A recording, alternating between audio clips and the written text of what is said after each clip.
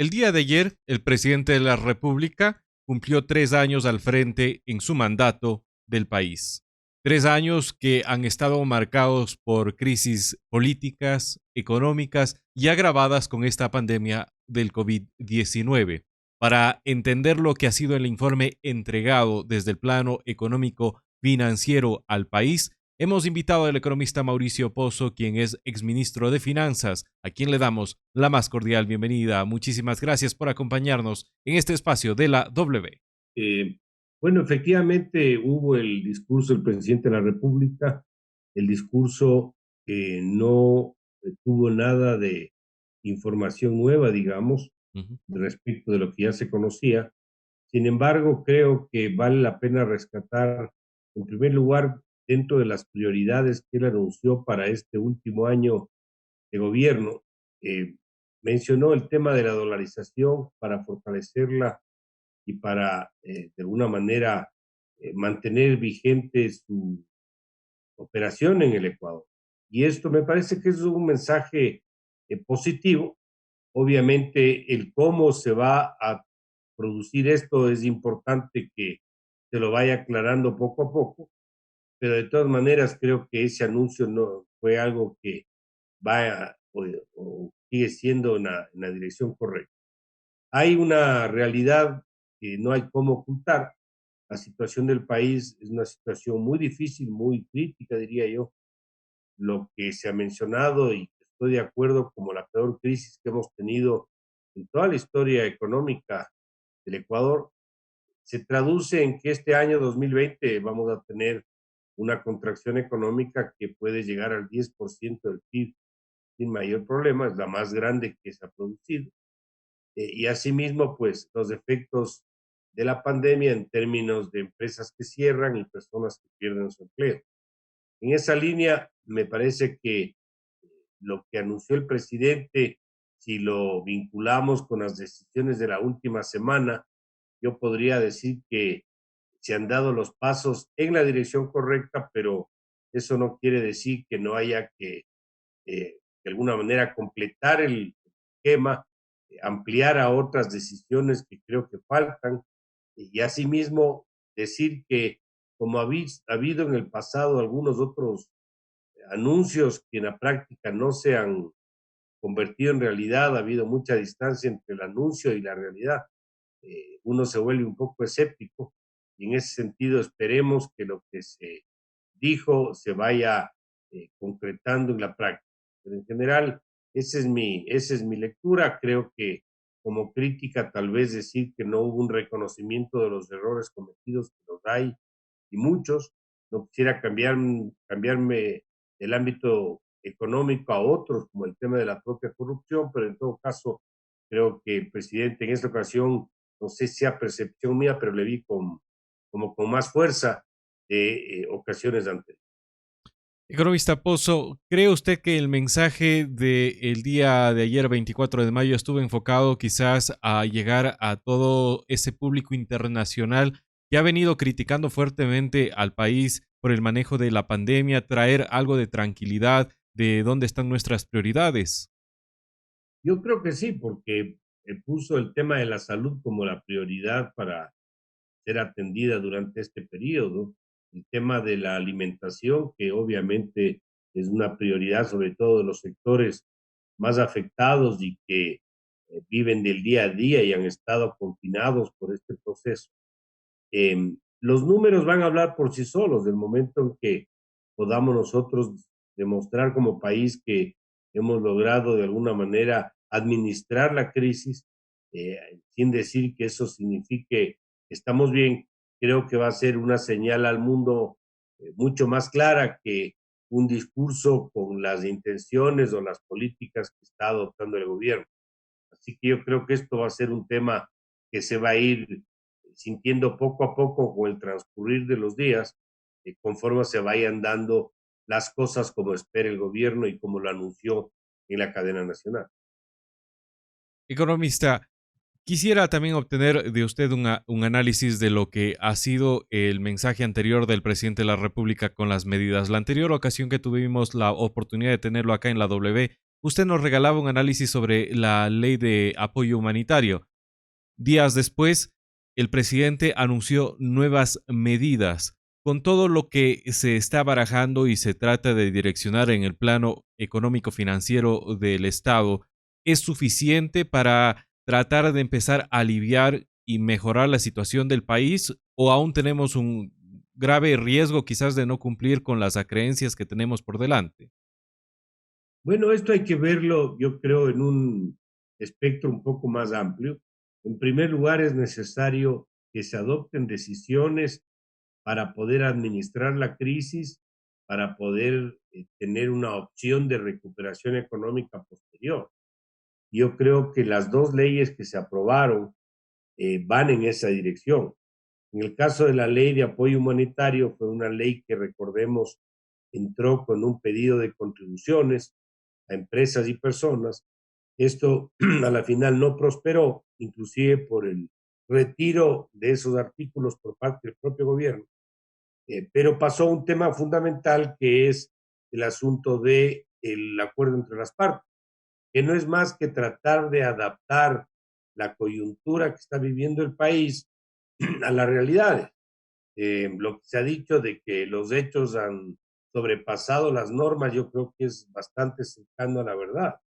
Es de este momento muy difícil poder aplicar la normativa con la situación que estamos viviendo. Entonces, el que entre el arrendador y el arrendatario, entre el empleador y el empleado, puedan llegar a un acuerdo para poder, de alguna manera, adaptarse a las circunstancias con algunas flexibilizaciones, como puede ser la jornada laboral, yo creo que va en la dirección correcta. Obviamente este tema tiene que ser balanceado, tiene que ser equilibrado, pero creo que es un paso positivo que se ha dado en esa línea. Recordemos que no hay experiencia en esto, esto es nuevo, se está viendo qué puede pasar. Hay que ver cuál es el resultado práctico transcurridos los meses próximos. La segunda ley es una ley de ordenamiento fiscal que lo que busca es eh, establecer cierto tipo de principios para el manejo fiscal futuro, que es fundamental. Esto de alguna manera ya lo tuvo el Ecuador en el año 2002.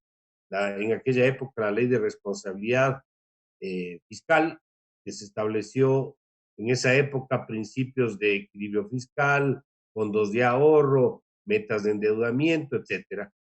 Esos principios, con la inclusión de algunos otros, es lo que contiene la ley, y se le amplió a todo el sector público porque las finanzas públicas no solamente el tema del presupuesto general del Estado, sino todo el resto, es decir, gobiernos seccionales, entidades autónomas, etcétera. Se trasladó allá, hubo algún tipo de, y sigue existiendo algún tipo de reacción sobre ese en particular, como que hay una suerte de interferencia en las autonomías, pero yo creo que los gobiernos seccionales se han manejado bien, no van a tener problema y los otros pues tendrán que irse de alguna manera alineando. Por cierto, esos indicadores de todo ese sector público forma parte del acuerdo con los federales, que es también uno de los elementos, creo yo, que está considerado. Y de forma inmediata anunció las medidas que le generan al Estado cerca de 4.000 millones, pero creo que el monto del problema es bastante más grande. Todavía no se sabe qué va a pasar con la reestructura de la deuda, no se sabe qué va a pasar con los fondos de los gobiernos. Se estaban haciendo trámites con los dos bancos chinos, eh, con todos los atrasos, y obviamente hay cosas que todavía no se han realizado y que tienen que atenderse. Le doy un ejemplo, el asunto de la seguridad social. Esto es una bomba de tiempo que todavía no está resuelto. Inclusive hace pocos días el gerente del BIES hizo un anuncio sobre la dificultad de liquidez para pagar pensiones y Ujú. esto no puede esperar. Entonces ese es otro de los temas que deberían completarse a los anuncios que acaba de realizar el gobierno hace poco. Es importante lo que nos está comentando y explicando el economista Mauricio Pozo porque todo esto va formando el contexto de lo que será el desarrollo del ámbito económico-financiero del país en los siguientes días. El presidente de la República, en su informe a la Nación, también habló de que quienes más ganan deberían contribuir más y habló ya de quienes estarían ganando por encima de los $5,000, incluso las empresas, aunque no puso un monto real en torno a las empresas, entendemos que ese valor se refería más a las personas naturales. ¿Cree que es oportuno nuevamente recurrir a los tributos o es que ya no hay más salidas, más mecanismos viables para encontrar el dinero que el Estado necesita? Este es un tema bastante polémico porque yo diría cae en el medio de dos realidades. La una es que este no es momento de imponer impuestos a nadie. Las empresas están atravesando una situación difícil, situación de necesidad de fondos, de liquidez para que la economía se reactive. Entonces, desde esa lectura, no se entiende el que se proponga algo en esa misma dirección, cuando inclusive ya fue vetado la intención que hubo en la ley de apoyo humanitario. Desde el punto de vista de la solidaridad, en cambio, sí es un tema que de alguna manera debe llevar a que los que tienen una capacidad económica colaboren con los que menos tienen. Es decir, algo que sea progresivo, que sea equilibrado, suena a solidario, suena a justicia. Desde ese punto de vista también hay su razón de ser. Lo que sí es verdad es que parte de la oposición que ha existido se ha dado porque le ven a un Estado totalmente sobredimensionado, y que los ajustes para reducir esa obesidad recién se empiezan a adoptar. Parte fueron las medidas conocidas hace pocos días, que por cierto todavía no está cuantificado cuánto representará en lo que quieren hacer con las empresas públicas, las fusiones, la eliminación de algunas de ellas. Pero en todo caso, es parte de lo que hay que hacer, pero el problema es tan grande y tan voluminoso que obviamente el sector productivo y algunos gremios inclusive están en una posición absolutamente contraria en el sentido de decir, el gobierno no hace su deber, no hace su tarea, ¿cómo nos pide a nosotros que lo hagamos cuando lo que se trata es de buscar una recuperación económica? Así que hay esos dos, yo diría, criterios sobre este tema eh, que no son fáciles de cohesionar, de unir para un solo objetivo. Veamos qué ocurre, porque como usted entenderá, hay el tema político, esto tendrá que ser anunciado ya un poco con los números y ahí obviamente habrán las reacciones que ya conocemos. Finalmente, quisiéramos quizás entender lo que fue parte del anuncio del presidente días atrás cuando habló de la liberación del precio de los combustibles, pero al mismo tiempo de un sistema de bandas. Con esto, el Estado se encuentra o se va a aliviar económicamente porque ponen un sistema de bandas que en tarde o temprano va a tener el Estado que recurrir a un subsidio. Entonces, ¿cabe, no cabe, es oportuno, necesario o es una jugada política?